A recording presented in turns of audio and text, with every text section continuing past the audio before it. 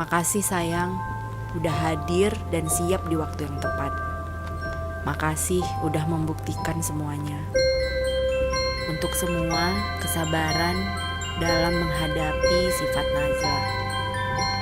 Terima kasih telah memperlakukan Nazla seperti yang Nazla inginkan. Apapun yang menghadang di depan kita akan jalani bersama. Dalam suka maupun duka, dalam sakit maupun sehat, aku akan selalu ada untukmu. Untuk membahagiakanmu, ini dan nanti. Hanya kamu yang satu.